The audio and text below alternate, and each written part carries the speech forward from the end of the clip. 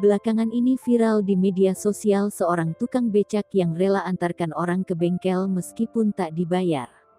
Tidak semua orang yang bekerja menawarkan jasa mau dipakai tanpa dibayar. Mungkin hanya beberapa orang saja yang dengan hati ikhlas mau jasanya dipakai tanpa dibayar. Sosok tukang becak satu ini melakukan hal baik tersebut. Kisah mengharukan tersebut dibagikan oleh akun Instagram Dunia_Kaum Hawa. Alasan tukang becak itu sangat mengharukan. Ia beralasan tidak ada salahnya menolong.